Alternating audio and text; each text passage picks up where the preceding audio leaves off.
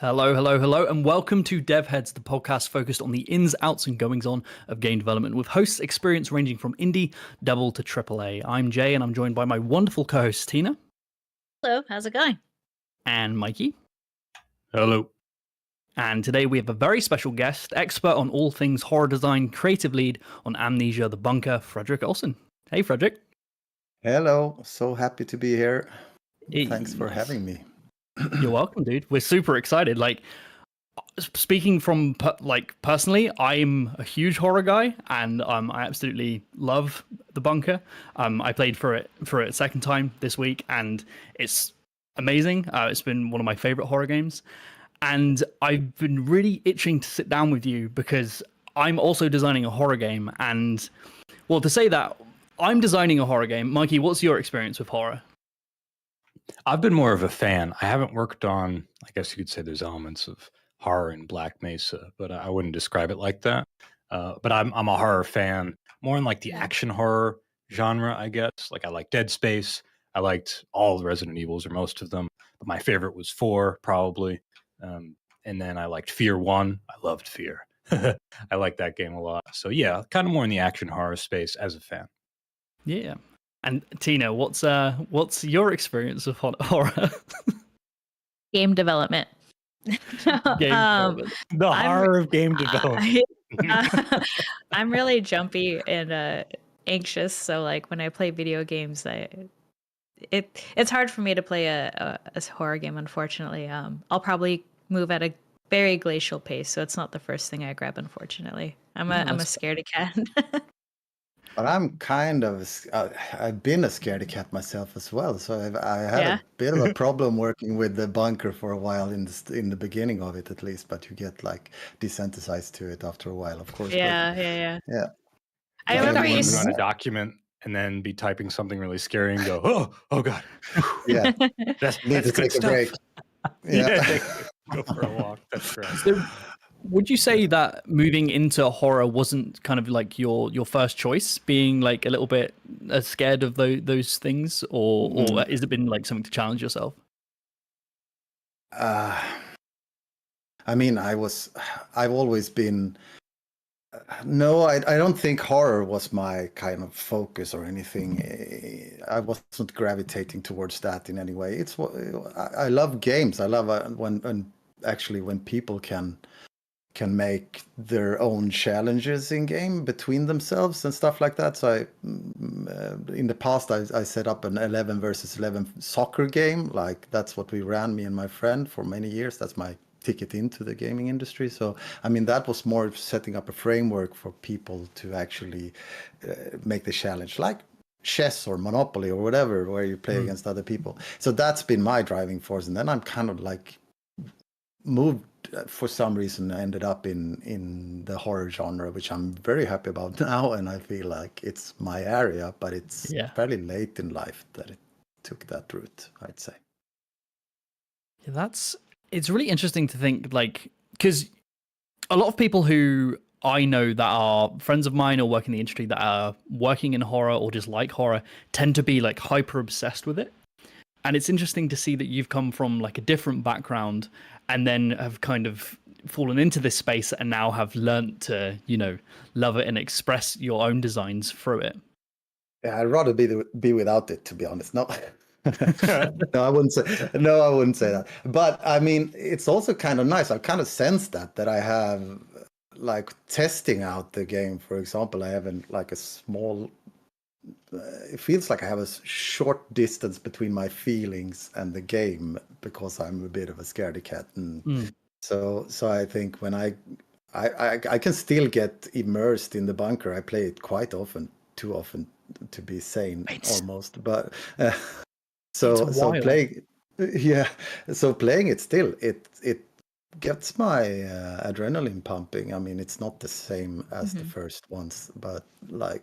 Yeah, so I guess that's where I've started to really grow fond of that feeling, and it brings out some very honest feelings and emotions in you that many other games maybe don't do. So, I mean, games are all over the place. We have so many different games, and this is one that I've grown attached to now. So I'm Yeah. really glad you brought that up, because while I was playing this week, so it's a difficult thing as a game developer when you play games because of the new one. You come into the field because of the new understanding of how games are put together and how they're made. Sometimes it's difficult to not view them as their own individual moving cogs. So when I go into a new game and I see an environment, my brain's thinking about the environment art. It's thinking about the texturing. It's thinking about, how the level was laid out and stuff like that. But horror is a genre that evaporates that part of my mind. There's something about it, because you'd think, oh, horror games would stop being scary for you if you knew how they were put together, right, and how they're constructed. And for yourself, the creative lead on Amnesia the Bunker, you're still getting those feelings, and they're still inducing those feelings while you're going through. And I find that really fascinating, and like the psychology behind that, I think it's crazy. I think it comes down to, in this case, with the bunker being so dynamic and being based off of the player's own actions and the randomness of the resources, stuff like that, it creates always a new situation for me. So I honestly don't think I had the same with Rebirth, even though I was the creative lead on that and played it a lot. It became more predictable to me. It didn't...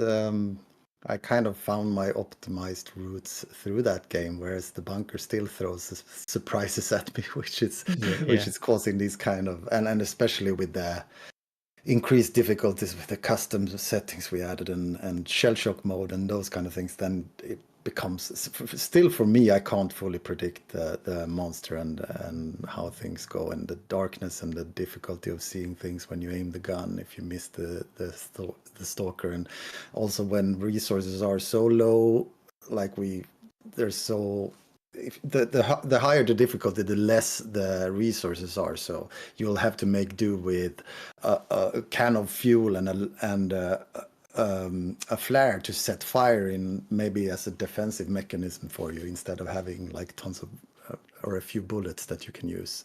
So the creativity comes into it, and you need to start thinking out of the box in a way, which also creates these kind of tense moments and kind of panicky moments. So yeah, I guess think it's about how it's put together. 100%, 100%. It's like the scripted nature of some, like, not to name names, but there are some horror games where it's extremely scripted, and events are made to transpire at specific intervals to give you this sharp peak and then relief and stuff like that, and that can become, that predictability on a second playthrough can make it, you see behind the curtain and you see the Wizard of Oz, right, turning the cogs. But with the bunker, that kind of adjustments and always being new every time you go through, that makes it, the scares keep coming. For that, like, Tina, I'm sorry to keep coming back to you, because I think you've got a really unique perspective here of someone who just doesn't gel with horror. If you were playing one, what is it that makes you want to stop? Like, what is it? Like the sound? Is it the visuals or the threat? I just, the feeling of getting scared is not like my favorite thing. But I will say, it is interesting to think about how you develop a horror game, because I think, like, at the crux of game development, you want the player to feel positively or some sort of like emotional reaction that and instilling fear and making them jump is like the best thing, I think, in making a horror game, right? But I'm fascinated by the development process, because when you tackle a horror game, you must have the ability to instill fear down to a sort of science, right? Or some sort of formula in a way.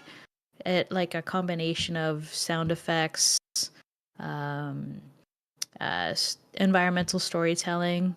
I'm curious to know if that is the case, Fredrik. I guess for some some developers maybe it is, but to be honest, and to maybe disappoint you, for us it's the opposite almost. Yeah. There's very little science behind it. I can start off like looking at the bunker, for example. We talked a lot about moments. Me and Thomas Grip, who is the founder of Frictional and still very much involved in the creative stuff and creative director on the studio.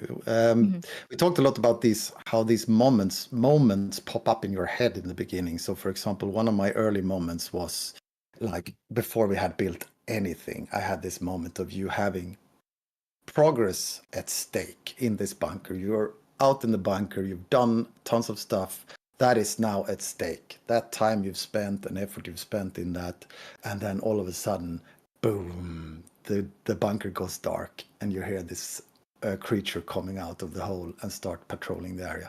That was an early moment, like a video in my head almost. And those kind of, okay, how do we get there? How do we get to that moment? Another moment was, for example, okay, if you sit there, the monster is coming closer and you go, hey, did I load that bullet I just found? And then having to slowly open up the pistol and look for yourself down there, not seeing a counter anywhere. That's the kind of horror moments that we see in movies and stuff, and we want the player to experience. They are in the movies for a reason, and if we can create them dynamically for the player. So those kind of moments, and there's tons of those moments like coming throughout development, but they are the ones that kind of fuel the core of the bunker, at least. But if you look at environmental storytelling and those kind of things, it's more like, of course, me together with a writer, together with design lead, but also our artists, for example, they are extremely experienced now. They've gone through that. People stay. We're happy to say, at least for now, knock on wood, wherever we have wood, but people are staying with us. We have experienced artists that's been with us since the Dark Descent or Soma, and they know how to do this environment. So a lot of it comes naturally to them. We don't have to go. We can go in with certain wishes, and of course we put out the bigger, broader strokes of how a level should be put together, but then they go into the details and do this kind of thing. So it's really lucky to work with a lot of talented people in the studio who are like in the Frictional DNA already. So yeah. So sorry, not that much science. We're very bad at science at Frictional games.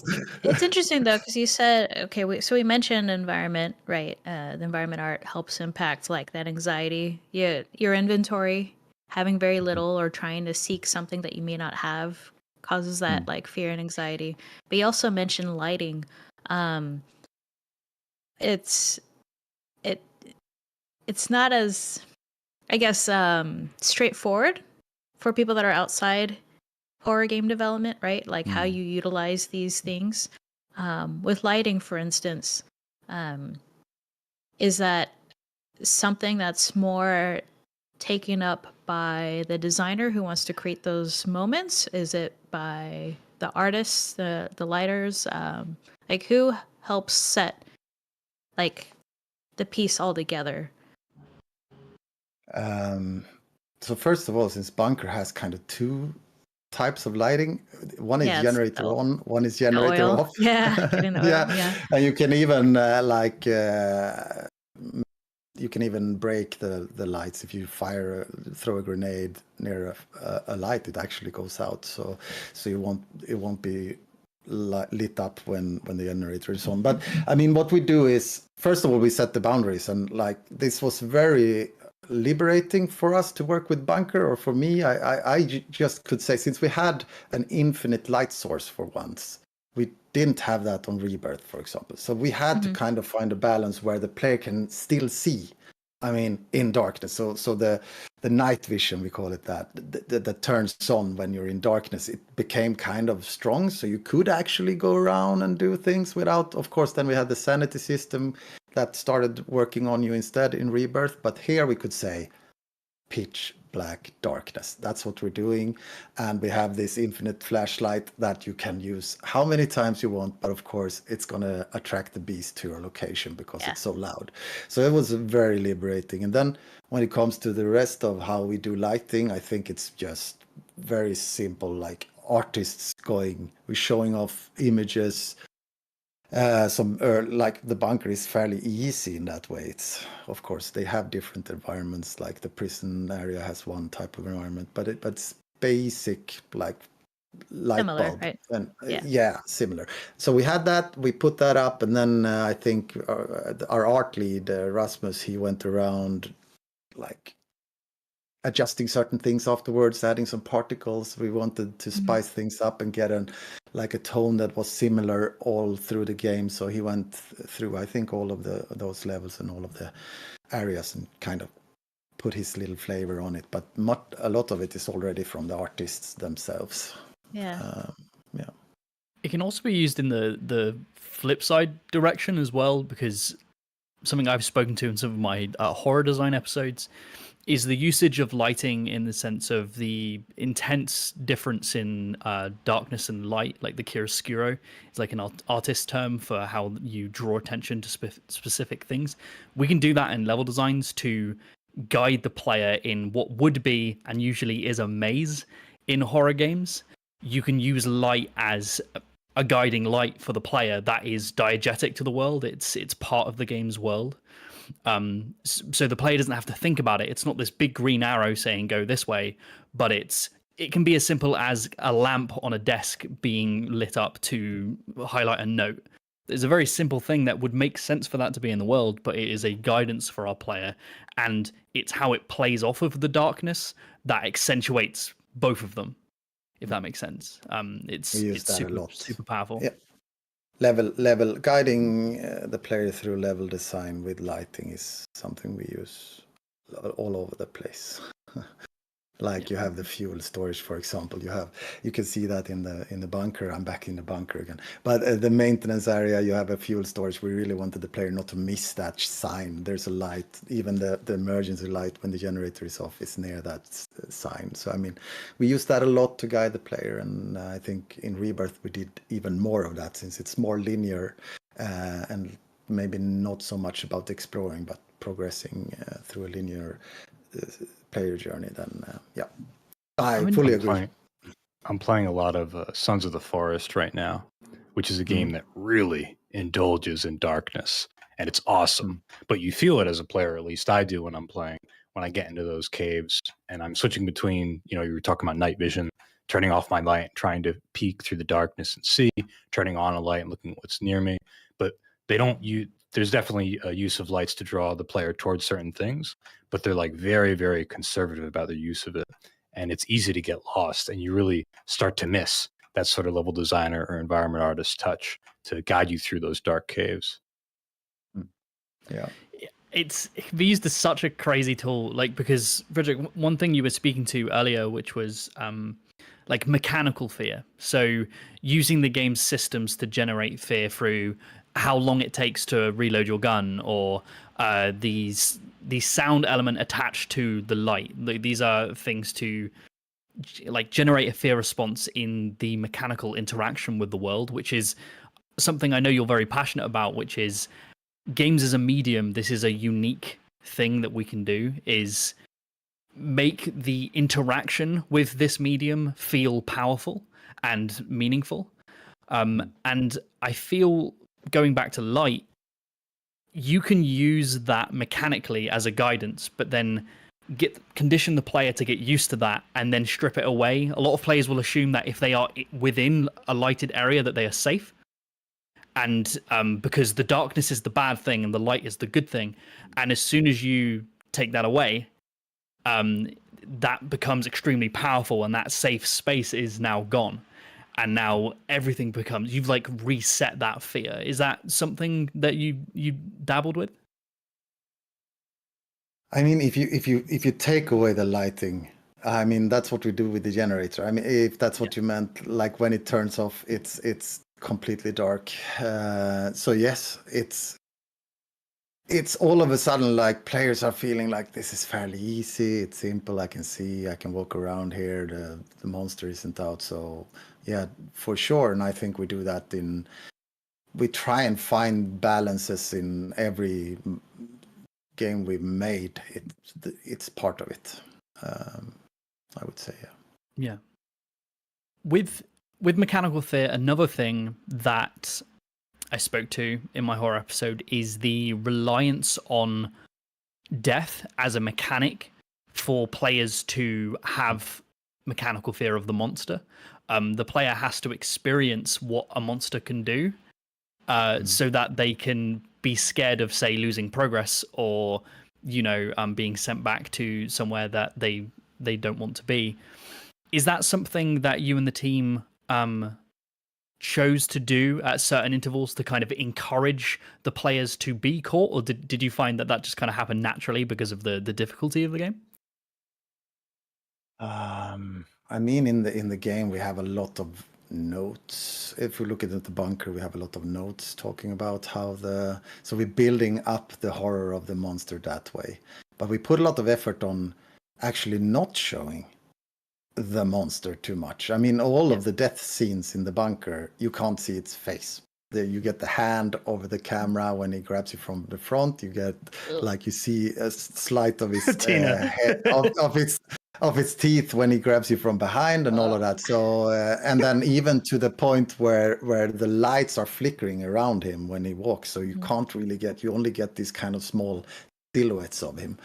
And also we put this kind of little blur effect when you look straight at the monster. So we spent a lot of time on that because we knew if we're going to make it 5, 10 and even consecutive playthroughs and still have some kind of fear around this monster, we really can't show it too much. We chose not to show it in the trailers, which we got a lot of positives about. There was some other monster, some fan-made monster that popped up. I saw those. That didn't at all look like the one we were making. But I mean, so we spent just a lot of time not showing the monster, but of course telling in notes that it kills you, it comes back if you shoot it, it comes back even more angry, and we showed even a corpse that's been threaded to pieces in a photo to show that this is what the beast can do to you. So we work a lot, and that I think is core of what we could talk about actually. But we work a lot inside the player's head. We try to be in the player's head. Everything we do, we do playing with small noises. I mean, there's a corridor. You can see, like in the corridor in the soldiers' quarters in the bunker, there's a small noise.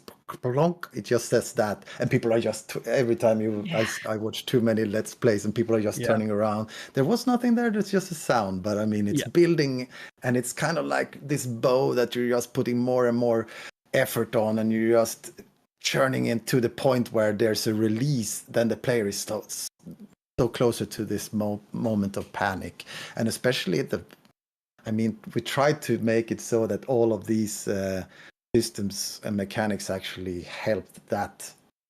That's why we have one save point in the game. That's why there's the progress for every minute you spend there, for every resource you pick up, for every door you blow up and progress through.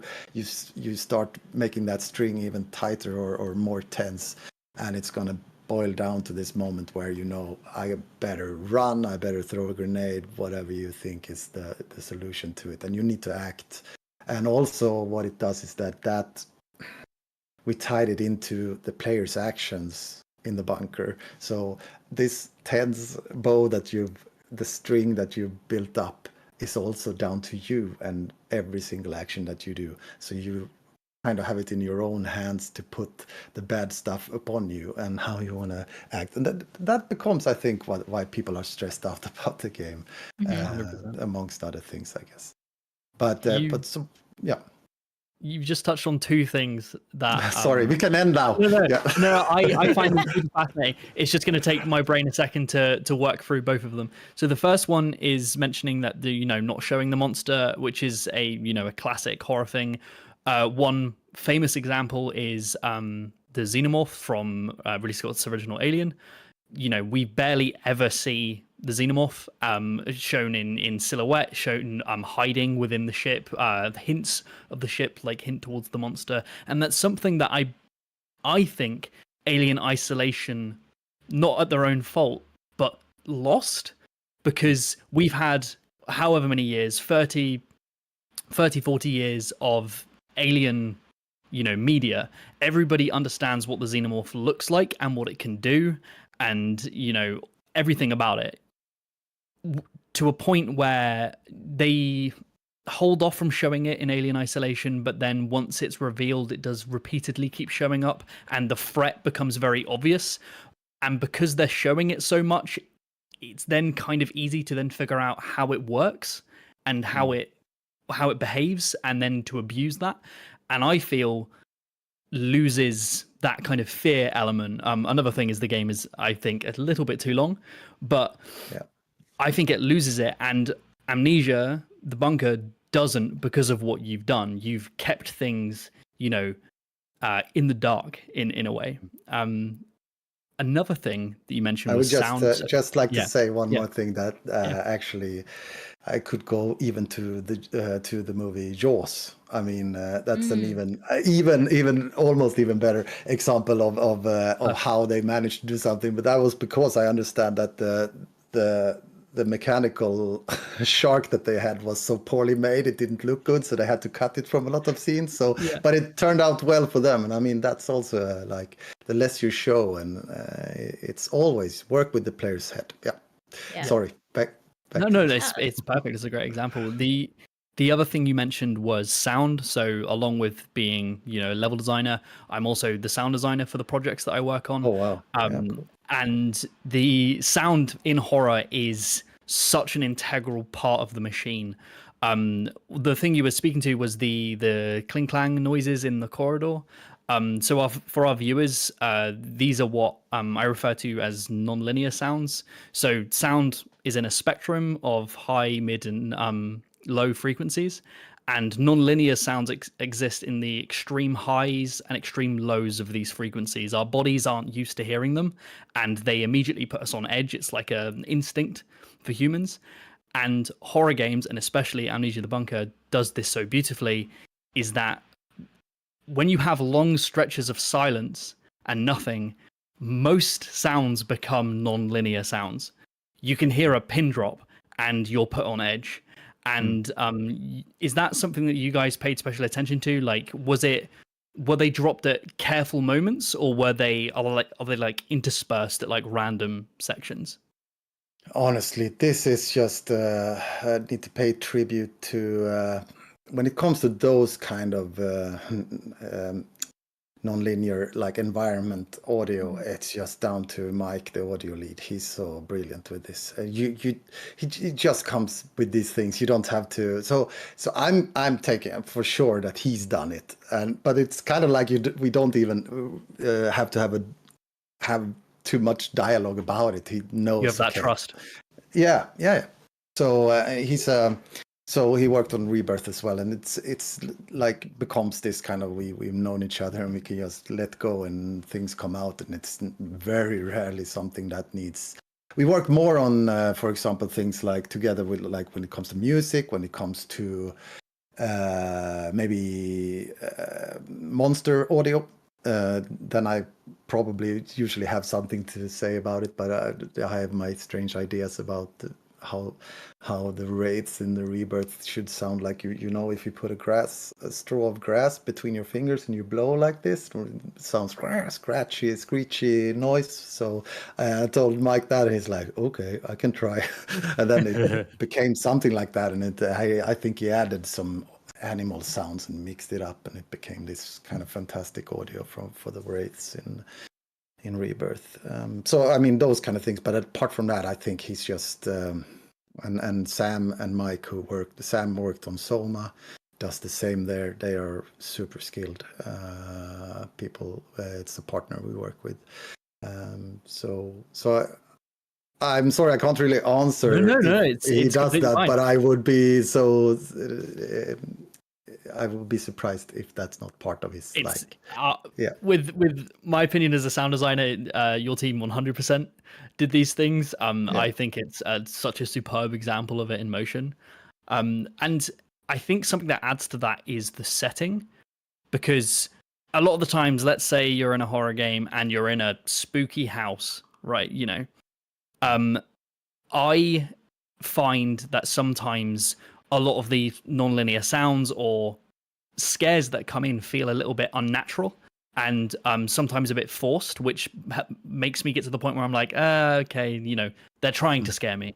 But with sound in the bunker, you have the war going on, which creates so much noise and invites screams and explosions and gunfire that makes sense contextually. Was that something that what drove you to that setting? What was kind of the jumping off point for that? Actually, it World War was One. World War One. It was a suggestion made, I think, from the writer on Rebirth. During Rebirth, he mentioned we should make a French, because we were doing some soldier stuff in the fort in Rebirth, in the fort in the desert in Rebirth, and then just mentioned that, and that idea just popped up a few times. And then we came out of Rebirth, and I was not the creative lead on Rebirth from the beginning. I came in halfway through, took it over.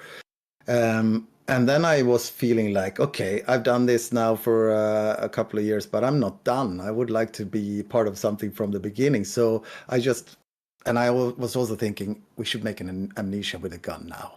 The gun, there needs to be a weapon. We need a weapon. And then weapon and World War One. Because now you're armed. Oh yeah. Do you think so? I mean, people that we could discuss that. Runs the risk of it. Yeah. Yeah, sure. But we never really we were never worried about it. But we can talk about that. Like I realized there's this initial idea I had. I forgot about it. I've often got questions from people in interviews and stuff, and this is the first time I remember to mention it. But that's one of the first ideas, was actually that it's such a stupid idea, but it was kind of fueling the start of this, and how you should have very little ammo in the bunker. I was like, you should have one bullet. There's one bullet, and by the end of the game, you should be able to use it on yourself if you're tidy. There was like this crazy shit going on very early on in this. Yeah. That's so fucking metal. Oh my god. You're like, that would be me. Like the game would start, and I'd be like, I'm out. You're like, right at the beginning, right when you wake up. Yeah, and just ends the game. There's no reload. It just, you go back to That's menu. amazing. That would be amazing. But You escaped. You made it out. Yeah. Well, we couldn't make it work. I was like really churning this idea and seeing how we could get it in, but it was very it's interesting to know, because this game was initially meant to be a DLC. So I pitched it as, let's make a simple DLC. It's World War One. You have a gun. You have a monster stalking, because we had this stalking mechanic that we built for Rebirth, parts of it for the ghouls in Rebirth, but we realized early on it's pointless using it because of the linearity of the game, and you spend very little time in every level in Rebirth. So it doesn't make sense to have a stalking entity, because then you come to an oasis, there's not going to be a stalking entity, and you go into the dark world where there's different types of enemies. So it didn't make sense there. So we had that as well. So we took that. And I said, now the gun, we should have a gun. World War One is a good setting because it's not like high tech. We have a very small, tight framework when it comes to technology. And we had the idea since before. And then I said, DLC, we just call it Amnesia the Bunker. And Thomas said, yeah, sounds cool, try it. And we made a prototype. I was meant to go into a bigger, ambitious project, which I'm now working on instead. But and that DLC, and then we got the prototype out a month afterwards. I think we showed it on our YouTube. It was looks really nice. I was surprised. It looks fairly. The monster model was very different. It was a deformed ghoul walking around instead. But we come fairly long in that time. In 1 month, and then we realized this is nothing like Rebirth when it comes to how it's laid out. So we didn't want to make it a DLC, and we felt it was super fun and super promising. So let's make it its own thing. And then we added a bunch of effort to it and up the scope. And now I've completely forgotten what the original question was. I'm sorry. Using the gun. That's how this goes. Yeah. The gun's really interesting to me because not only do you have limited ammo, especially on the higher difficulties, but also it's not just used as a weapon, it's also used as a tool. And sometimes you need to sacrifice ammo to be able to access certain things and areas. And I don't like it in games, in horror games specifically, when they give you a weapon and it is just there as a tool to show how useless it is against the thing. Because the creature, because I then feel like I I've been cheated out a little bit. But when you can also use it for different applications, and it's semi works on the monster, right? I feel like you have power, and when you have to sacrifice ammo, there's this real sense of loss and decision making, and encourages more exploration. Like, it's crazy how much the inclusion of a gun affects so many other mechanics in the game. It's fascinating. It's a great expression of the scarcity that we're talking about, and it lines up with the randomness, the kind of authored randomness, the tasteful randomness of having limited resources, the fact that it's only like, as you say, Fredrik, like the taking advantage of the tech at the time, just 6 rounds, slowly, quietly loading one shell at a time, needing to slowly manually physically check and see how many rounds you have left. It all works very well. It's cool to introduce something that could be a lifesaver as far as the gameplay goes and get you out of this scary situation. But it's only if you planned around it. It's only if you took advantage of the scarce resources you had and then use it in a deliberate, smart way. Yeah.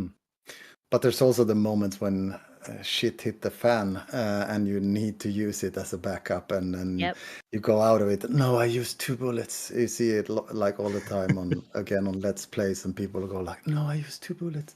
And it's this moment where you can actually fire it at, like, I don't know if you're aware, but you can also use it.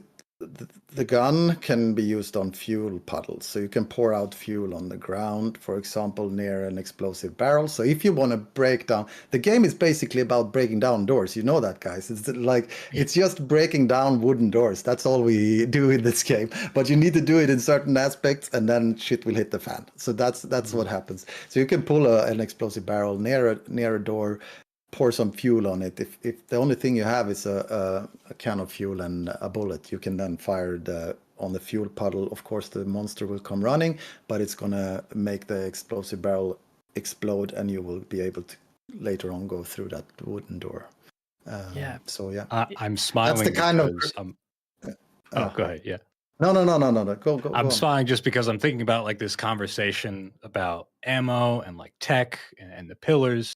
And like, oh no, I used 2 bullets, and images in my head of like one of my favorite horror games, which is action horror, Fear, fly through, where you're just spending tons and tons of lead, just burst fire weapons that you can't even control the amount of rounds that you're firing. And just how it's interesting that the genre is so broad, and there's so many different approaches to it. Yeah, What I think is best. Yeah. Go ahead. No. No, go on. You're go the on. guest. You're the guest. No, I've been talking so much. Go on, please. No, I just want the listeners to understand that, like, you can't just, as a developer, just sit down and say, we're going to make a horror game now and expect the suspense and the buildup and the scares to actually land. Like, there's a lot of thought and process put into it. Like, and that's what I love about this conversation, is you're going into the nuance and the details on how to execute on that well. I still can't mentally comprehend how you playtest something like this and balance the scary in a way that made the game successful, right? Like, you're sitting there, maybe you have an encounter with the monster, and this is just like me thinking about this, like, what if the first encounter with the monster didn't land? Like, how do you guys decide, okay, we need to approach this differently to make that suspense land properly? You know what I mean? Like, there's so many tools that you can use. How do you even balance how many bullets you give a player to make them feel scared? Like, it's so much that I wish the listeners to appreciate. Like, it, you give people 5-10 bullets, then, that fear goes away. Like, how do you find the sweet spot?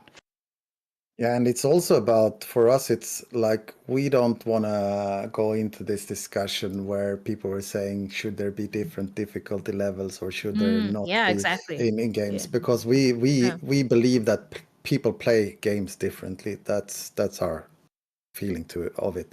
If if a person hides, especially with horror games, if a person sits and hides underneath the table for a long time, that's how they play. They are scared. Whereas, you you might be the one. Whereas someone else might go like, okay, I'll just fire one round in his face and run back to the safe room. That's the other way of playing it. But if you're the one sitting in underneath the table, the generator that keeps you healthy in this bunker, because he doesn't like the light being on, the generator being on, that fuel is burning. So I mean, that means that you need more fuel than the other person. So that's why we really went into this, like, we need to find different difficulty levels, and we need to add different difficulty levels, and even go to the point where New Game Plus, you can customize 30 different aspects of the game, more than 30 different aspects of the game. So in a way, I think we went for normal. We said normal difficulty should be like this, and then we played it a lot. We had the team play it a lot. But I think also there, I remember I never sat there and I played it so many times. I played it way too much. At the very end of the project, I was playing it every week and like sitting there playing it. As one does, And I never felt that I had to go back and say something about balance, that it was off for resources, for example. What I realized, this is the kind of thing you realize, that we need to have fuel in the beginning of each. So you can see that if you play the game again, you can see that in the new sub-levels that you open up, there is often quite a lot of fuel in the first room. So you realized one of those things, because if players come in there and burnt all of their fuel, they're going to have a hard time getting to the end of this level. So we kind of front-loaded fuel for them to be able to have the generator on and go on and do these kind of things. But apart from that, I think balance turned out, I don't know, was it luck or was it the designer that worked on it that's really skilled? I think the latter. He's been with us for a long time as well, worked on 3 projects. So, and it never felt like it was too little or too much. Yeah, I think it's great. Like, speaking to the fuel you were just talking about, that allows for initial exploration without too much, risk of the lights going out. And I think it's really important for exploration to be a part of horror, because going to different areas and, on a simple level, getting confused on where to go, opening new areas is initially scary because you don't know what's going to be there. But also the items you find are super, super important. With bullets, they are such a high value resource that when you see them, you have this like immense amount of relief. But it then also encourages more exploration. Let's say you had a gun with infinite ammo, let's say with Fear, and Mikey was speaking about a gun that is effectively, has infinite usage. The encouragement to explore is decreased if there isn't a reward or reason to go and do it. And it's super important for horror design to encourage that. I find that if games are walk into a room, hide behind a box, wait for creature to go through its cycle, then walk past it, go to the next room, hide from thing, that's not scary, because it feels like more of a really simple puzzle than it does a player-driven exploration of an environment. And that goes to balance, right? How do you balance how much of this resource is there to keep those scares, there? Was there an instance where you playtested some of the levels and the people who were playtesting it just didn't find a section scary, and you had to make quite like drastic changes? No. There was a major change, but that was not because of... Yeah, there was some feedback halfway through. It was a fairly short project from our point of view, but that was not a section thing. It was how the monster behaved, and it was like a pivot. That was a big moment in the development. I remember the stalker was... We didn't have it... The stalker is connected to the generator, so if the generator is on, it's going to be less active. If the generator is off, it's going to be out patrolling. And of course, you need to use your flashlight all the time to see anything. But then in the beginning we had it so that it was not directly connected to the generator, but rather to the darkness. So if a room was dark, if you turned off the light switch and that room was dark, he was more likely to go into that room.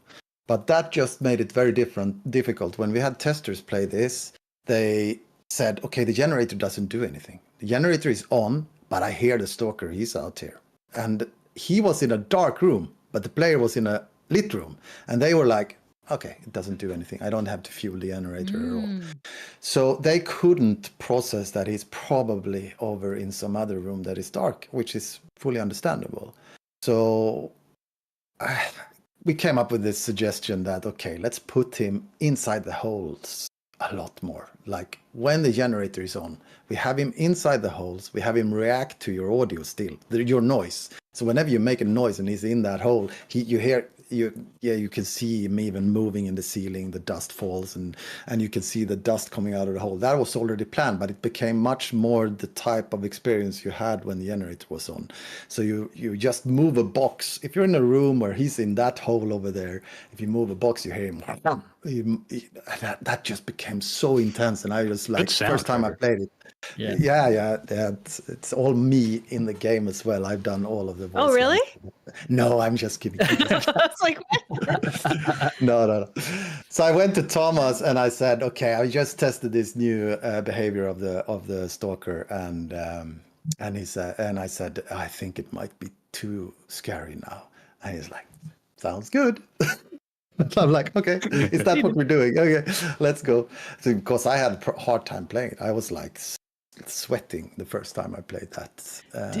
So yeah. Did you find with that change, you were speaking to when the monster would occupy dark rooms before the mid-development change.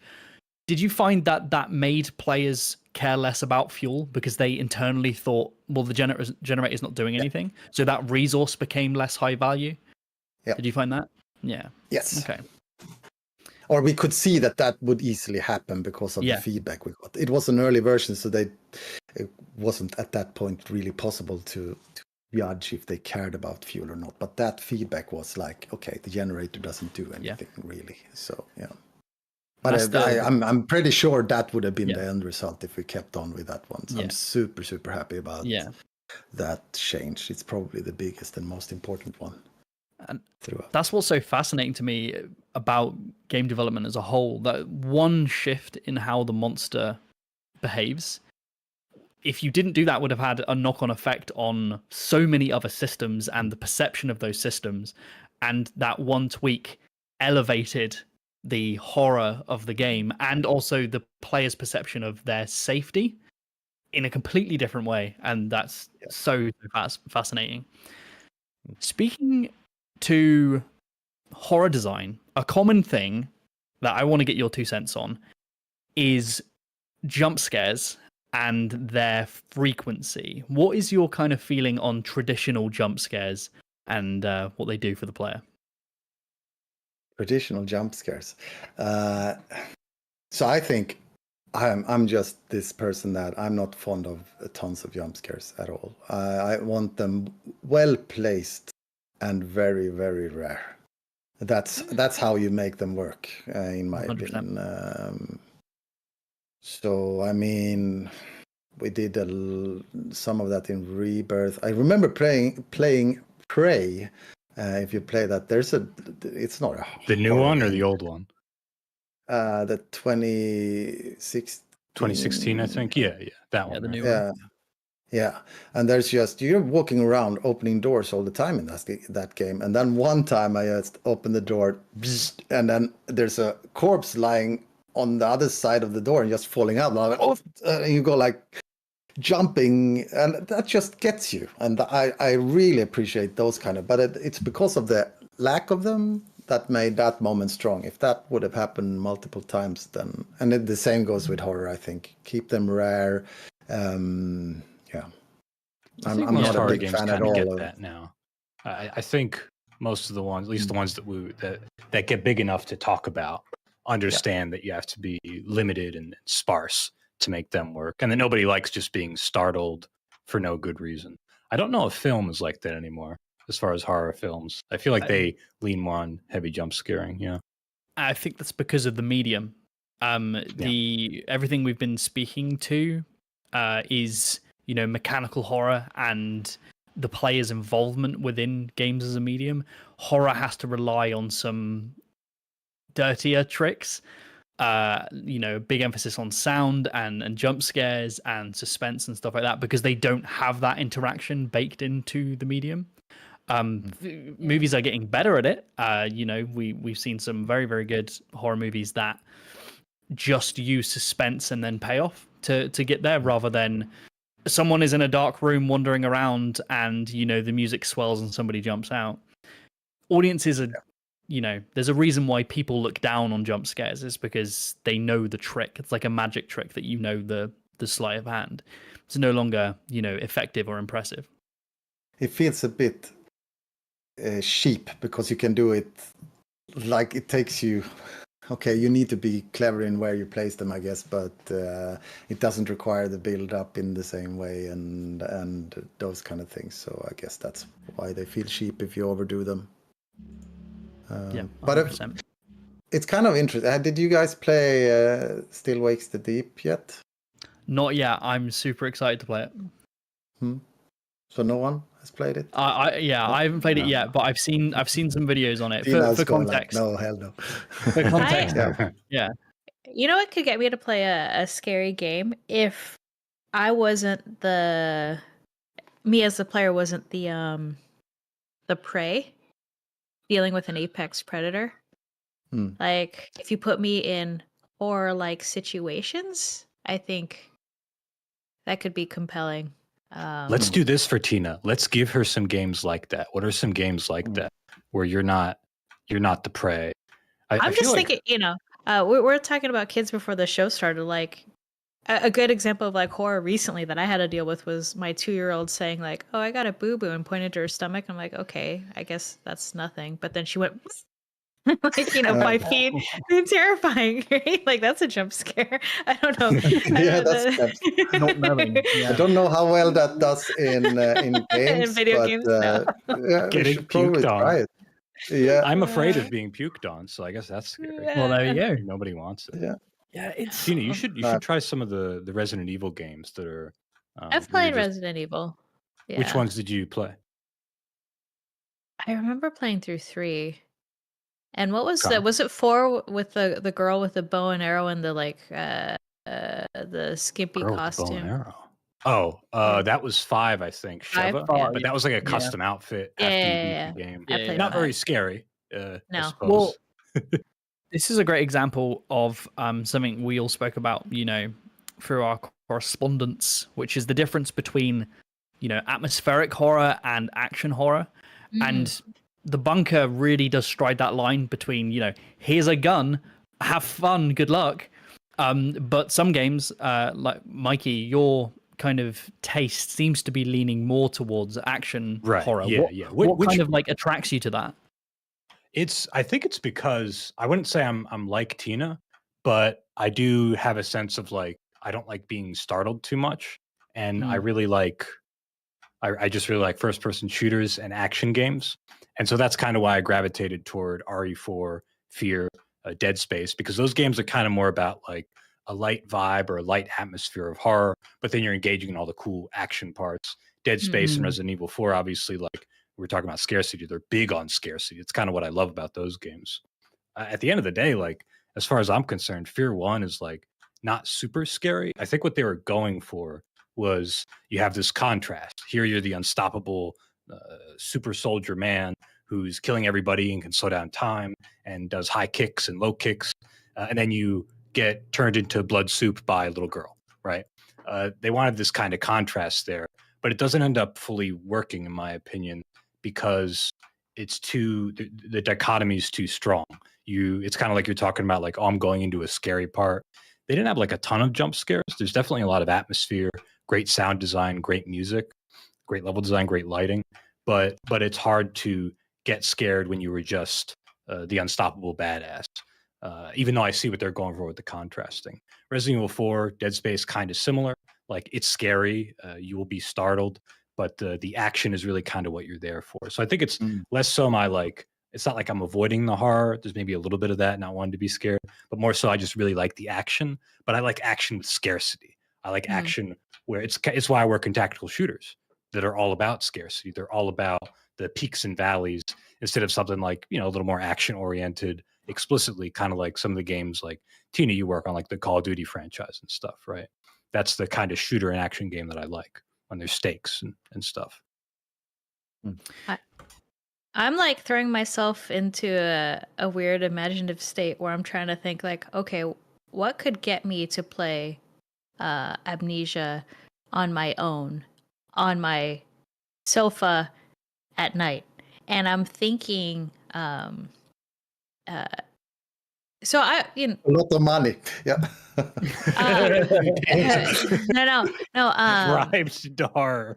No, co-op I think would help me. Like having a scare in solidarity with someone else, like a friend, would make me want to like jump into it more, right? Just So you played tactics. RE5 with a buddy then? Yeah. But there's a reason why a lot of the multiplayer Resident Evils then tend to lean more towards action and that direction, because I believe Is it it's hard to very pull off difficult. scary? It's harder to pull off scares with friends because there's, whether you're sat with them or over voice comms, I feel it breaks a part of your brain to be like, I'm not by myself, and they may be much better at the game than you. So, they're finding all the things, they're doing this stuff, and you're just following. Or, but I think you can design around that. I think you could. There are some It's examples. difficult. Subnautica co-op mod, terrifying. I was so scared, and it did not matter. I need to if try I was that. with somebody. Yeah, Yeah. I don't know I if you're can't- afraid of being underwater, but I am. I have scary if you are. thalassophobia. I You are. can't. Yeah. I played about a couple hours for a stream, like for a horror stream, because people were like, really?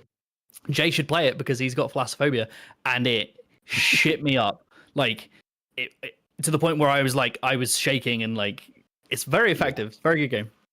It is. But, That's one that's Fredrik, scary. I am going to play Amnesia. I am going to play it, and I'm going to stream it, and I need someone here with me. I can be there. We'll do it. Yeah. That'd We'll be be there fun. for you. Yeah. We'll be there I'm online, definitely. Glacial pace. Yeah. There's another one. I was talking about it earlier. Sons of the Forest. Definitely a scary game, in my opinion, when you go into the caves. But you can play that with up to 8 people, and I still find it scary. Again, just because of how well they did. Well, it's a lot of different elements, right? It's the darkness, it's the scarcity, right? It's all these things. Death matters, and I feel like that's kind of like at the core of every horror game, right? Death has to kind of matter. It has to feel like a big setback. Yeah. Yeah. No, how does it matter there in Sons of the Forest? What's at stake when you die?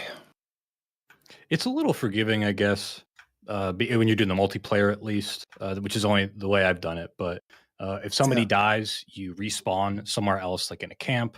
You keep all of your stuff, but you've lost the resources that you use to, like, armor, for instance. Armor is very valuable because you have to gather a bunch of little pieces, assemble them into a thing. And if you die, well, you've lost all the pills that you spent to get that health back before.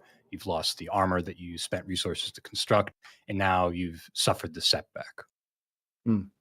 Yeah. Because in horror games, I think that is the key, most difficult thing we kind of have to work with every time is what do we tie to dying?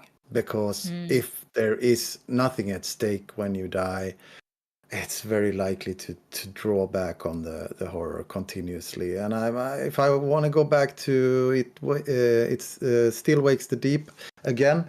I absolutely love that game, by the way. It's in a fantastic setting, everything like that. But here comes there is the thing about this game where if you die, you start a few seconds before that moment when you die, and it becomes. When that happens a couple of 3-4 times and you hear the same voice line, you get desensitized. Unfortunately, it becomes this where the horror goes away a bit. So for me, the narrative, the setting, everything with that game. So I highly recommend it. I've been thinking about it since I played it, but thinking about those things specifically, is actually something that is very, very difficult in horror. It's Let the me ask you Goldilocks this. zone, right? What do you Mikey, think, Fredrik? Sorry, I was just gonna. What are some Yeah. of your favorite horror games, Fredrik? And what are some horror games that you weren't a fan of, and you feel like could have been a lot better if they made some changes? I haven't played that many. I'm not a big. I have never been a big consumer of horror games. I've read a lot of horror books. Watched quite a lot of not the gory movies and stuff. And then I played a few here and there. I played Resident Evil games. I played, of course. So I can't even remember. Is there anything? I think that the games are very different approach to them. Like if you and especially now, I just want to say, Still Wakes the Deep again. That environment, that oil rig that you're on, it's so well designed. It's so interesting as a setting, and all of the details and everything. So I can understand why they have to, for example, lead the player using yellow paint that they do. This has been, I don't know if you're aware, but there is a lot of yellow. That's where you need to follow. And of course, that's also something that I'm quite strongly from the experience I want to build and play is I want to leave it up more to the player. The bunker is more of a sandbox, and you can do this on your own, but we give you the tools, we give you the notes, we give you everything, but you need to piece it all together. Because that brings, in my opinion, you further into the world. But if you have a super detailed oil rig, how do you know where to go? I mean, a bunker is fairly like linear and stuff like that. So it's easy for us compared to what the Chinese room had to do with that oil rig. So I understand why they have to go for those kind of things. So it's not easy to say, yeah, okay, in that game, so that's why I'm getting there. That game, I would have loved to have more of a player reward and player affordance, and so the player could actually move around. But I also at the same time absolutely love the game for the setting and for the ambience and for the whole voice acting and all of that. So by saying so, I would take away almost it's impossible to know how an oil rig works for a common person and how you get around there. So do you see what I mean? It's like, yeah, it sounds like you're saying that there's just a different approach, and to Yes. change something there would fundamentally change the game. It would be different. Yeah.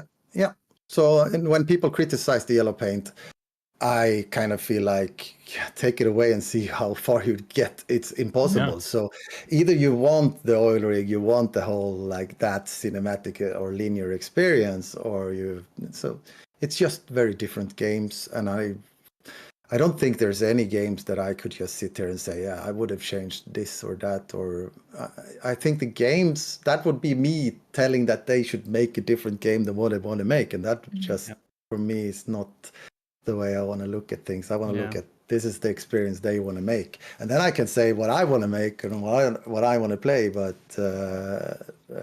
yeah. I have a silly question. Fredrik, when you guys are hiring people, is it a necessity that the people you hire have an understanding or an appreciation for horror as a genre itself, like whether it's film or books or games? Or can people that have... Yeah, no, it's not a requirement. It's what... Are you guys losing Fredrik a bit? Yeah, a little I've bit of just a connection there. Okay, slightly. I want to know. Are you losing me? Oh, I think we're hearing you me? now. Am I back? Yeah, you're back. There we go. You're all good. Oh, I'm back. All good. Yeah, you're back. Are you sure I'm back? Yeah, okay, cool. Yeah, 100%. Probably my Sure as you son's can be. playing my son is playing Gorilla Tag in VR, and it's What a probably legend. crashing the internet. Swing his arms around. Careful of the wall. Yeah. Don't go near him. You might get like break his knuckles, It's your face, right? Yeah. So sorry, where were we? I completely forgot the question. Hiring. Yeah. Do you? Yeah, no. Yeah, I remember. No, we don't like, especially if you're talking. We do our own tech. We do our own engine at Frictional. It doesn't matter if if the programmer is into horror or anything like that when we're looking at engine programmers and stuff like that. But I would say that for specifically for design or gameplay programming and stuff like that, it's a big bonus if the person kind of likes our games. The first person Of type course, of horror, not horror necessarily, but narrative and immersive experiences. Mm-hmm. Yeah, but apart from that, I mean, anyone else, even artists and stuff like that, I think it's not a requirement in any way. 100%. I think, sorry to bounce back to something you were saying earlier, but with the death in Still Wakes the Deep, this is fascinating to me because, as you were saying, I think how you manage death in a horror game is also the most important aspect of the game. There has to be stakes for the death, and there have to be reasons to not want to die. And it is really a Goldilocks zone, because if you, like in Still Wakes the Deep, respawn seconds after you've just died, then the fear of death is completely evaporated and the experience is lessened. But if you are punished too much, so much so you become frustrated, and both of these things make you not want to play. They're like, why should I be playing because the horror's dead? And my God, I have to do the next hour of gameplay all over again because I misread something or didn't hide a split second quick enough. So you really have to get it within this Goldilocks zone, and managing where those, save points and checkpoints are it's an art, and it's extremely difficult. What if you had to keep your dog alive that depended on you to get through like a scary environment? That can be playing. Are we brainstorming new horror games? Yeah. So this is features, not to go too much into the horror game I'm making, but it is very similar to that. So you have to navigate other creatures through scary environments to save their lives because they're helpless, and you help them. And I can tell you, dealing with escort missions in horror is its own kettle of fish. It's very difficult. Talk about a challenge, dude. Yeah. Oh, and it's underwater. It's an underwater horror game, stealth with escort missions. It's like I was speaking to a friend of mine who's he was one of the level designers on the Prince of Persia's and Assassin's Creed, and I told him this challenge, how difficult it was to do level design for this, expecting for him to be like, oh yeah, no, I could do that. It's, he's way more experienced than I am. And he was like, man, that sounds like fucking hell. Like, that sounds like the worst level design job ever. And I was like, yeah, dude. So I got a little bit of satisfaction of him telling me, yeah, it is difficult. But having a creature with you does heighten that, I've got to keep this thing safe. Especially if it's cute and cuddly. Yeah, but if you have you have the permadeath of those creatures. Like we were trialing, not to go too deep into it, we were trying different things of like thinking about, well, what if the creatures, if they get caught, are dead permanently, and you have to move on, and you have to live with the fact that your actions got that creature killed. But people get extremely frustrated with that. And that's how people start pointing fingers at the game and going, it's the game's fault that happened. The game shouldn't have done this, rather than it being their fault. So the game's in development, so we're toying with some things. But yeah, it's now that's a really difficult one. Avoiding, like, finding the golden zone where it doesn't become too frustrating, and and I've been thinking in hindsight with Bunker, this was just like we should have been more worried about this, but because I'm like it's pretty much depends on, you can see it. This is me confessing, I've been watching way too many Let's Plays of the Bunker. It's like one of the things when I'm like, okay, nothing on TV, nothing I want to stream, and then I just go on to Twitch and watch a Let's Play or something on YouTube.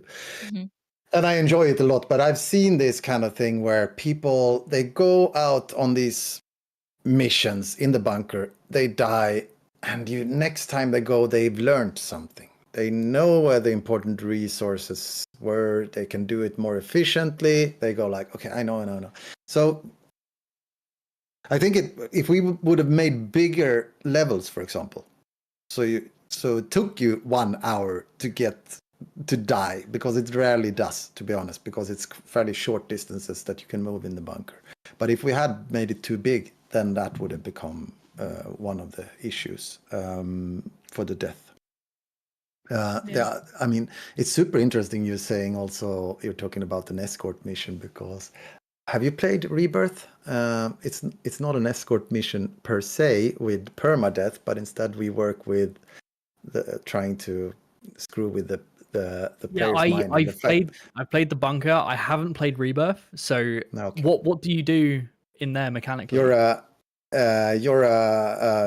this is a super minor spoiler, but I mean, we just chose to not show it off in PR and stuff like that. But you're a pregnant woman stranded in the desert. So that's your escort mission. Is of course what we do is the baby. So what we do, and we wanted to kind of with that game, it's much more focused around the narrative and those kind of things, and in Amnesia Rebirth.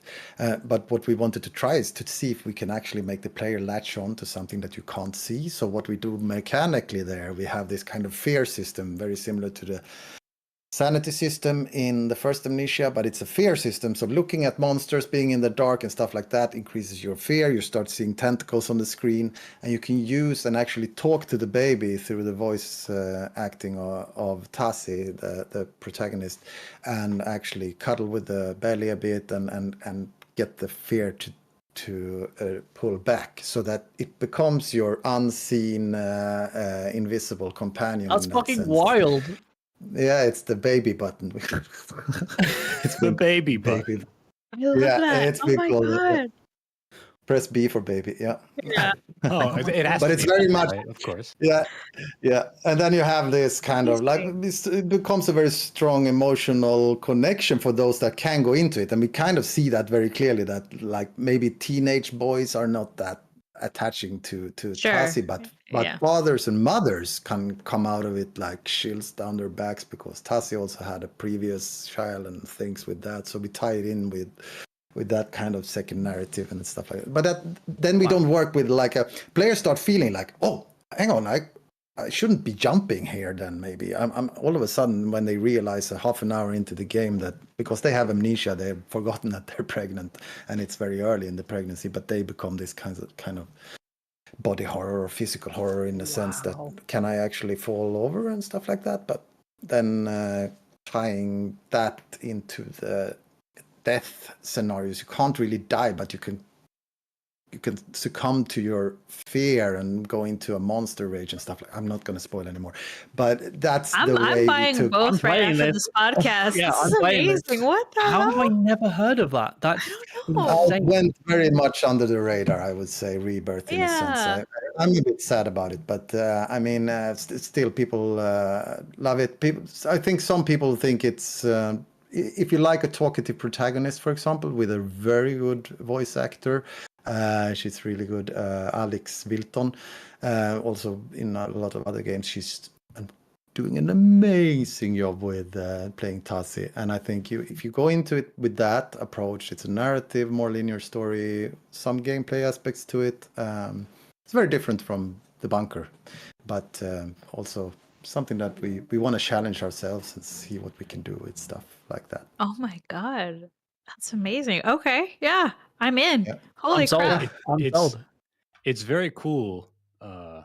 Props to you for taking the risks that you did, because all the Amnesia games feel, and I haven't played all of them feel and look very different. So from being like a pregnant lady to a soldier in World War I, all within the same brand and the same vision and the same similar gameplay appeal. It's great that your studio isn't afraid to take risks like that and try that stuff. Yeah, and we were kind of I'm so happy to be at Friction. Can I just rant about that? But I mean, it's because of, I mean, we made the Dark Descent. It's helped us. It was so we're maybe a bit spoiled in the sense that we don't work under a publisher and stuff like that. We're self-funded it thanks to that, and Soma became a big hit as well, and so we can take those kind of risks, and it's not that we want to like go for the risks, it's what we want to do, and we are allowed to do it, and it works. And I mean, even Rebirth, No restrictions. No restrictions. Yeah. We of course need to pay the bills, Sure, and bills. but as long as we do that, it's fine. So we can. And also to have the freedom to have such an interesting mechanic and have that just be a surprise, that's ballsy. Like, I really respect that, to just be like, yeah, we didn't say this in PR, you know. That's something we've been questioning afterwards. Was it the right move? I have no idea. Do you feel like I maybe? really like. Yeah. Sorry. No, I really like the moment when players actually realize it. Half an hour in, they realize, oh, I'm pregnant.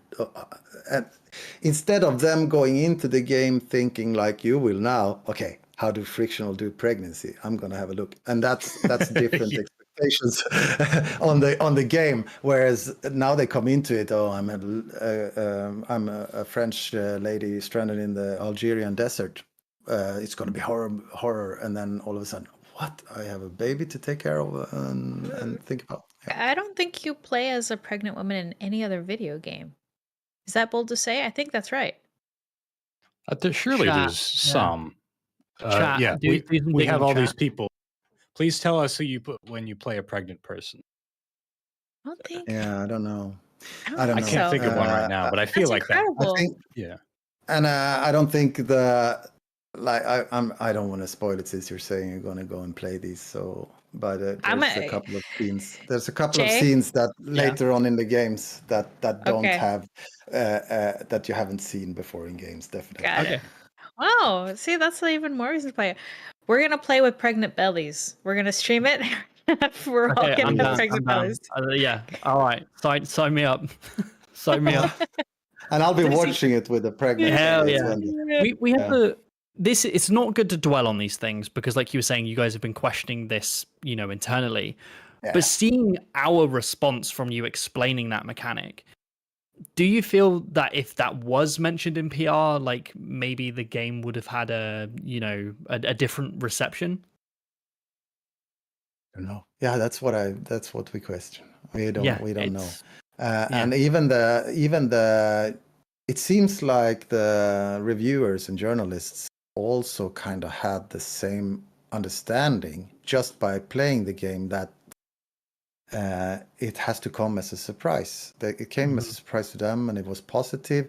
So probably they realized we don't want to mention it in the reviews. So it was also kept a secret by a lot of some mentioned it, but quite a few actually kind of mentioned that. So instead they said, yeah, we don't want to spoil too much. And so they stuck out. One of the biggest things for the game was actually left out. So I don't know if we did the right thing in keeping. I think you did the right thing. Yeah, I think in the long run, I think it's such an important thing for people who do pick it up and play it and discover that stuff. I mean, in a way, it kind of sucks that it was, you know, a little bit spoiled for us, but now it's been like, we want to go play it now. Like it's been a long time since I've heard about a inclusion in a game that has made me go, I'm playing that. I'm going to play that now. So in a way, there's pros and cons to both.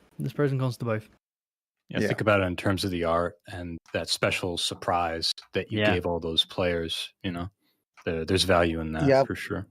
Is it? That's I just keep thinking of crazy questions. Sorry, go ahead, Fredrik. No, I just wanted to say, I think we spent so much time talking about experiences. Like at Frictional, it's an experience. You can break it down to small scenes and experiences. So it becomes, why we did it was probably because we wanted the player to have the kind of, in our opinion, the purest of experiences, to actually go into it not knowing anything about the pregnancy and then all of a sudden realize it. So instead of capitalizing on it, I guess, on the PR.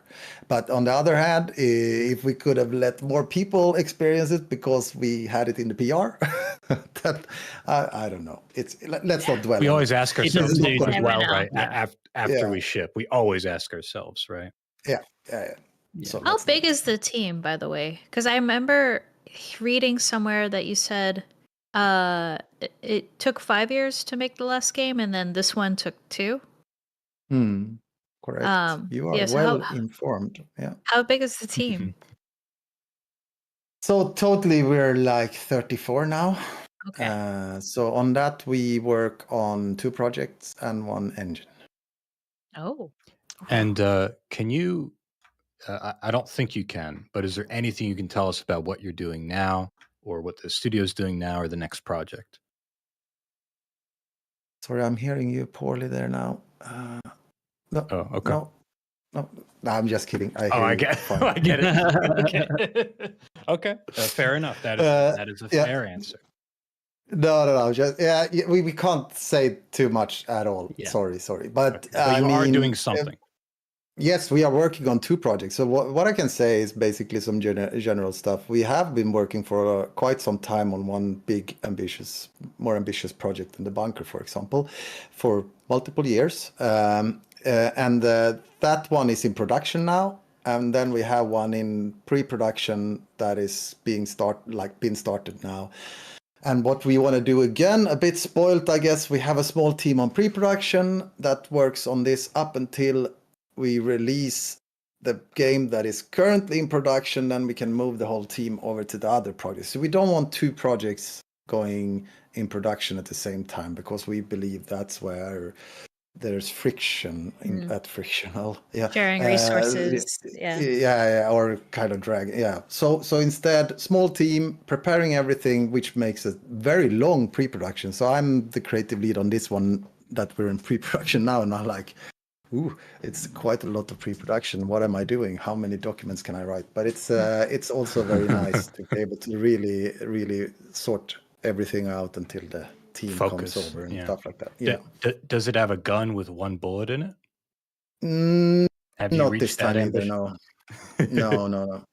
But what we're doing is actually moving away a bit from horror in that true sense. Oh. We've said that before in other places as well. But we want to try it. It's still gonna be uncomfortable experience. It's still gonna be, both of the games have their own kind of Well, you've mastered suspense, so I feel like you could take that into any other sort of genre or very much very much suspense, and for me, I'm very intrigued in following like the bunker track and see where we can take that even further. And then don't want to speak for the other projects, since that's not the one but it's the one that's closest at hand. Is also very has its own very strong core, let's say that, but I can't say much more than that. Sorry. Is it too morbid and too soon to bring up I'm a terrible person. You know, the Ocean Gate experience that happened, was it a year or 2 ago? You know what I'm talking about, right? Well, the people that got in from trying to look at the Titanic. Oh, right. Oh, that one. Yeah. Yeah. No, we know what you're talking about. Yeah. What about it? Yeah. No, just pulling from like real life experiences for suspenseful horror style games. Is that terrible? That's pretty terrible of me to say. To create a game built around being in a submersible and implosion being an ever-looming threat. Is the question, Tina, about do we pull from real life experiences to inspire these kinds of games, or like was there an instance of that? Yeah. Tina just went, do you remember when those people died? Yeah. I just want to make sure I understood the question. That's all. It seemed like that was what you were getting at, so I offered that just in case it was. Like, a billionaire horror game. Like, what scary shit can they get themselves into? World War One, right? Going to that space. is a horrific setting, and I think that's used as leverage. I think games we mentioned today, Fear 1 was inspired by the horror of the U.S. military-industrial complex. I don't know. There might have been something there. Because that was 2005, and that I think that was a part of the discourse. I feel like that was an inspiration for them. That's not about a specific event or incident, but I think that was something they drew I inspiration need to from. share something from the chat. So apparently, there's a game called Iron Lung. I need to look that Yes. up. Yeah. Yeah. Exactly. And- Yeah, and it- that's the and- one I. Sorry, are you You're getting thinking me? We're getting you, but you're out of sync. Oh yeah. We You're can out of hear you sync though. with your video. Yeah, we can hear you. But I'm. Yeah. oh no, you're what Just a breaking little up. bit of packet loss. This that's could all. be a horror game. Okay. This could be a horror game. No. Are you reading me? No. The chat says that sales of Iron Lung went up right after Ocean Gate, which is like Crazy, morbid. Oh my god. Sorry. I guess Hey, that it kind of does- it makes does sense. inspire. I mean, people they look at why are those stories, why are those real life things fascinating to us? For one, they're real. Wait, is Fredrik talking? I can't tell. I think he's out of sync. Okay. Potentially. I don't want to talk over. Yeah, this is hard. Yeah, there was a This- movie I that mean- was released around COVID that was kind of like this. It was about it was like all took place over Zoom calls or something. Oh. It was a horror movie. Yeah, let me look up the name of it. Yeah, I'm I wondering. got if, into a few horror movies recently and I found it. I'm so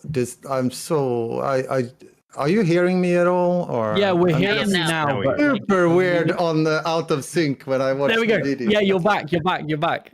Am I back? Oh. Yeah, you're fine. back. Okay. Dude, too much gorilla Okay. tag. Absolutely. Yeah, too much flaming gorilla about. tag. Yeah, I'm gonna go the gorilla tag and Valorant. I think that's we have a strong internet, but yeah, that when you start Yeah, it beating happens, up man. gorillas.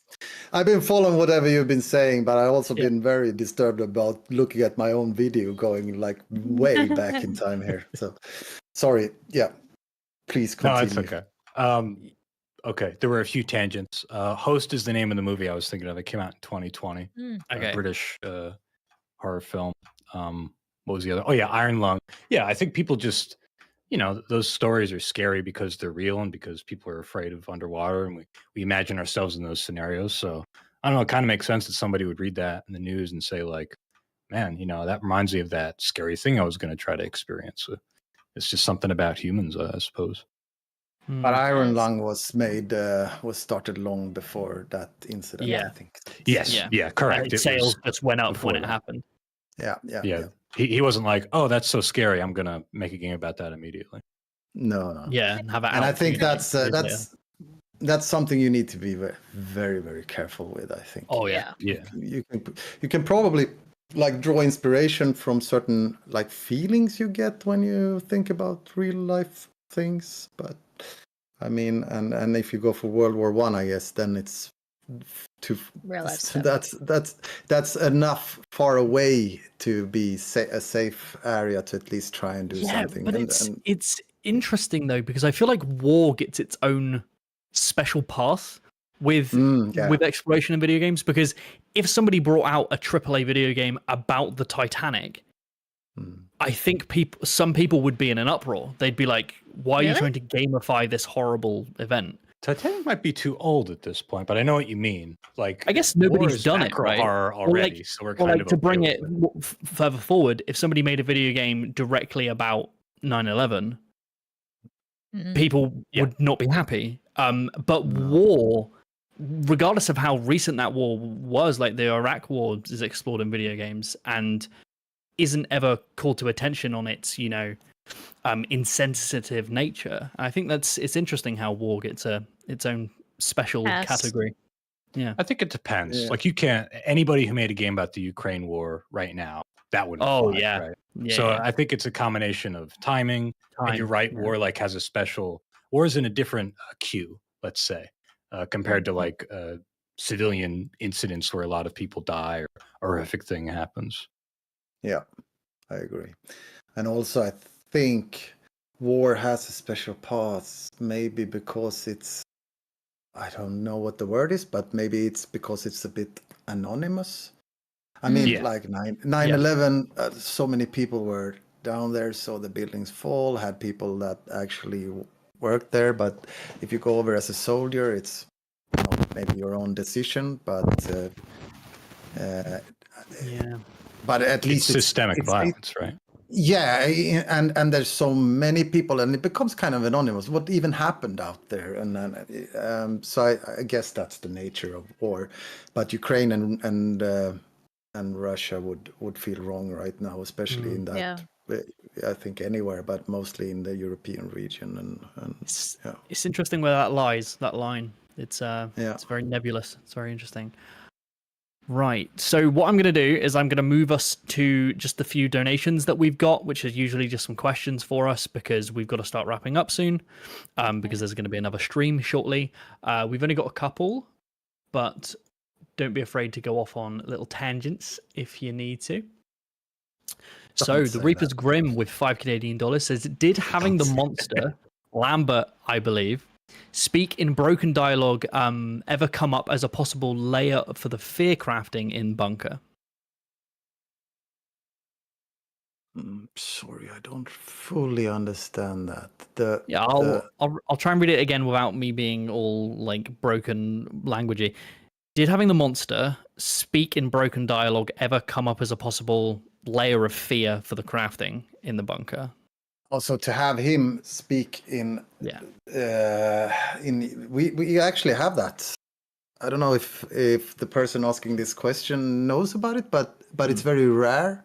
But you can hear it sometimes if you're close to a hole. You can hear the monster saying blood on my hands" from the hole. You can hear those kind of lines, and also spoiler. But if you manage to kill him at the end, he's gonna scream Henri's name, and it's very obscure. You can't really hear it, but it's in there, baked into the stuff. And that's intentional on your end to drive a different kind of psychological horror.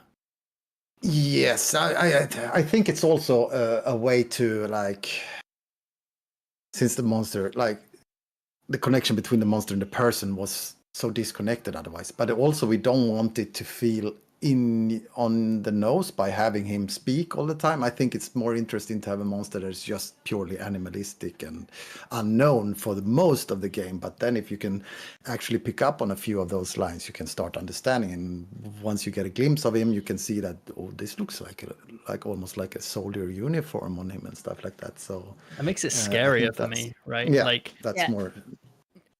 It's like initially understanding, and then that it's like you think it's this animalistic creature, and then hearing spoken language that, you know, kind of makes sense, but also doesn't. It makes you question. And I think that is where horror lies, is in asking questions. Is this human? Is it mimicking language, or is it actually saying something? Was it human? And then your brain just like runs. Like, what is this? Yeah, we really want to work with the subconscious stuff. I mean, you as a audio designer, do you know about the shepherd's tone we used in the Bunker, for example? I absolutely love that. What did you do I was there? like pushing for that. So the generator has a very like subtle shepherd's tone. You know, this illusion of a noise actually going up or down, but it doesn't. Yeah. But so constantly when the generator is on, you have a downscaling like this sound. So it sounds like it's constantly like the fuel is running Constantly out. But going down. So, yeah, it's so back in the like very low, working with the player's subconscious. But I think it's stressing people out without them knowing about it. And then the second the generator dies, it becomes completely quiet, even though so that kind of shepherd's tone. So I think those kind of things you want to work in the players, like almost you don't want to, at least our type of horror, we don't want to be in your face. We don't want to be like the gory stuff. There can be certain places, there can be jump scares in certain places, but they're very rare, and instead we try and work up. There's nothing that scares the people. Like just being outside in the dark is scary because you make up what the heck is around you or whatever. Yeah. So let's work with that instead and just poke some needles into that stuff and give people that what they need to make 100%. up their own ideas. Yeah. My first experience with the shepherd tone, I think it's the shepherd tone, it might just be they're mimicking it musically, is in Mario 64 with the Infinite Staircase. And I think it is, yeah. Yeah, they're using the shepherd's tone to constantly make you feel like you're ascending, and it's infinitely repeating. It's absolutely beautiful. Either Fredrik's asleep or it's frozen.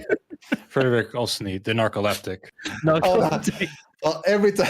Do you hear me at all, guys? I do. Now we yeah, we Yeah. hear you. Yeah, you're okay. catching up. It's okay. Every Jay, time- Jay was talking every- too much. Every time someone mentions Super Mario, I fall asleep. So Yeah. Yeah, there you go. Right. No, but so yeah, I- we've got a few more donations come in, so I'm going to make sure we get through these.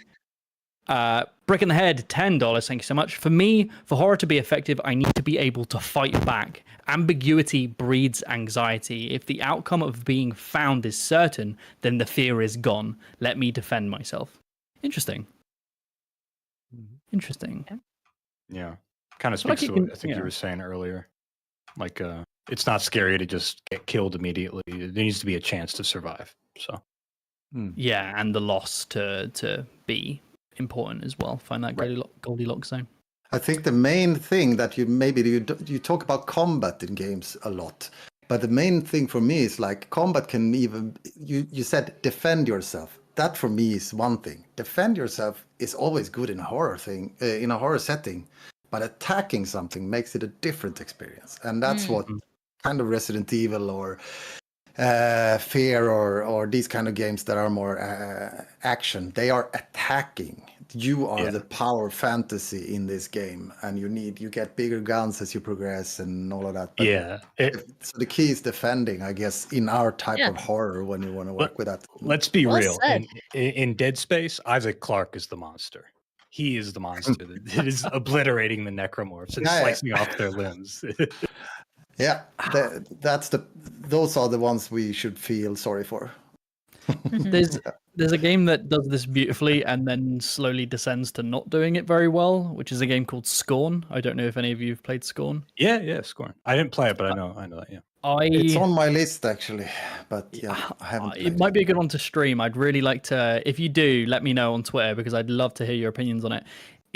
The problem is that I think its third is really strong. The ambiguity of the world, the questions, it's all really well done. A lot of people say that game is a puzzle game.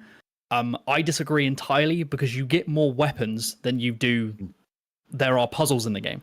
Like the amount of guns you get is higher than the amount of puzzles in the game.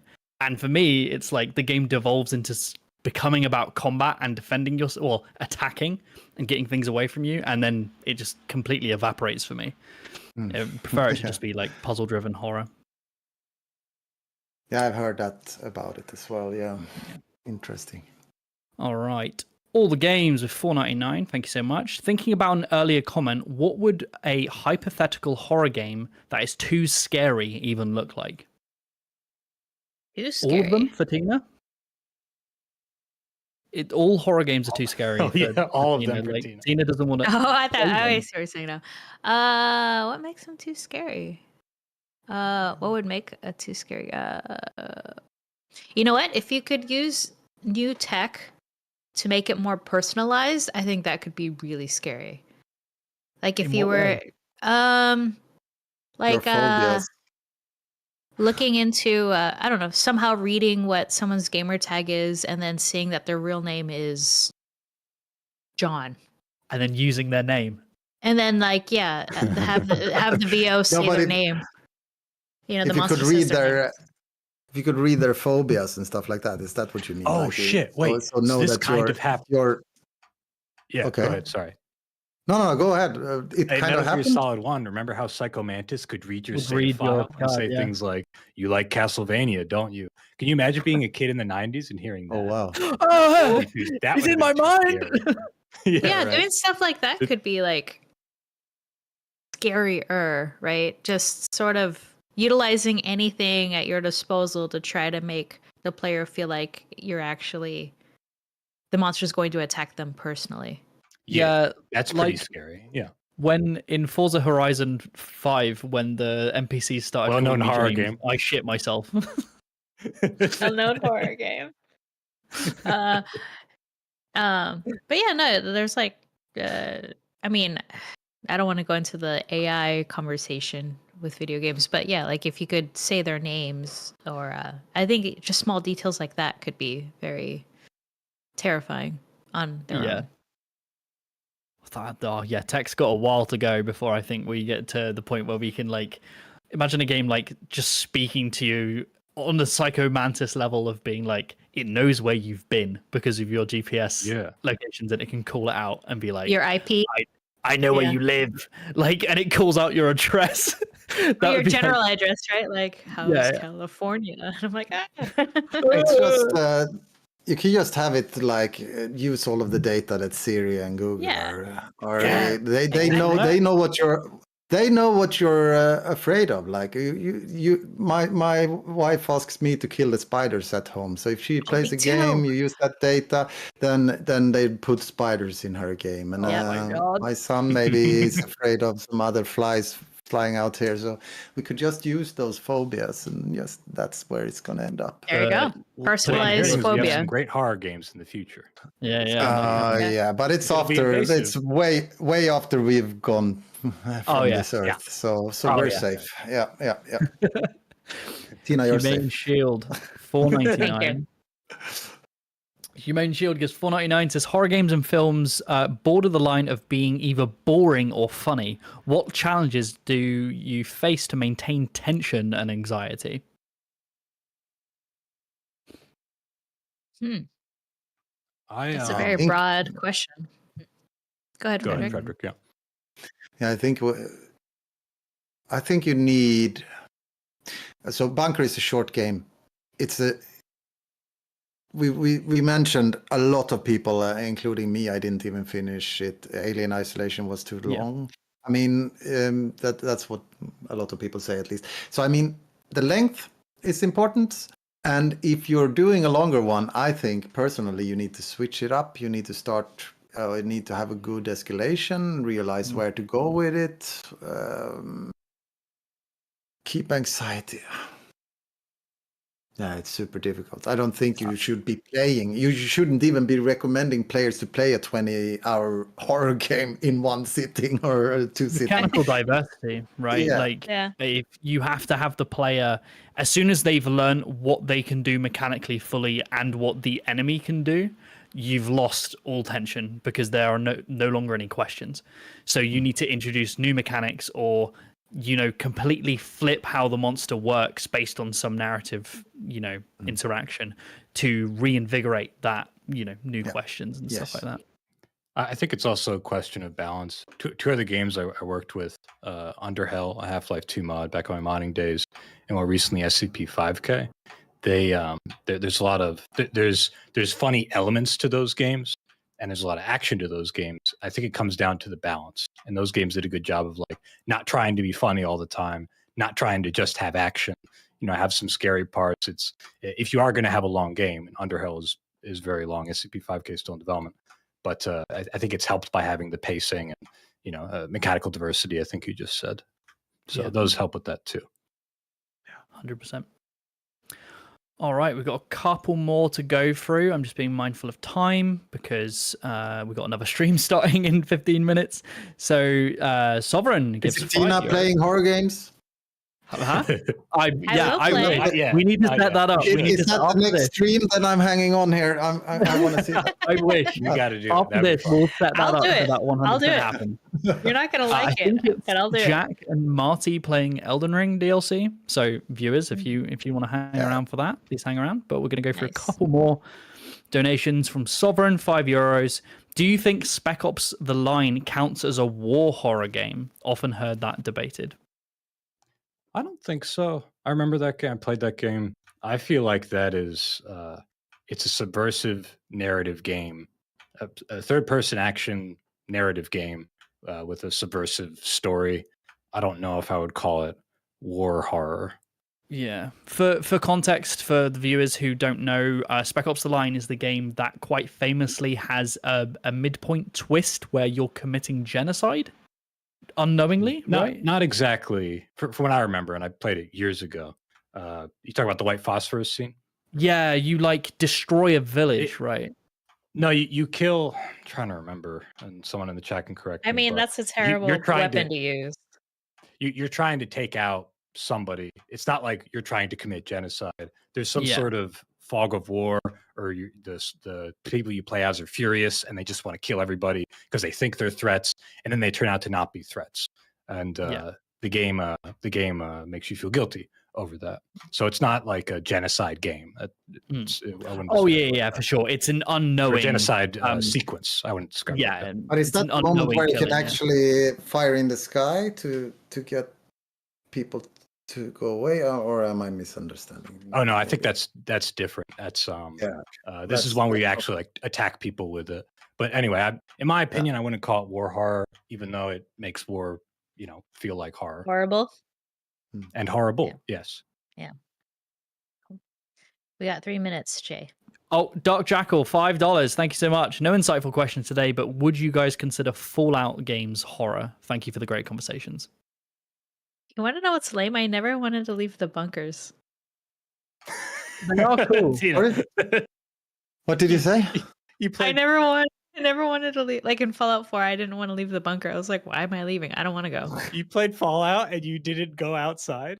I didn't want to. You No. didn't want to. Okay, you didn't want Yeah. to. Okay. I was like, come on, That's bro. funny. I just It started. was a horror game for you.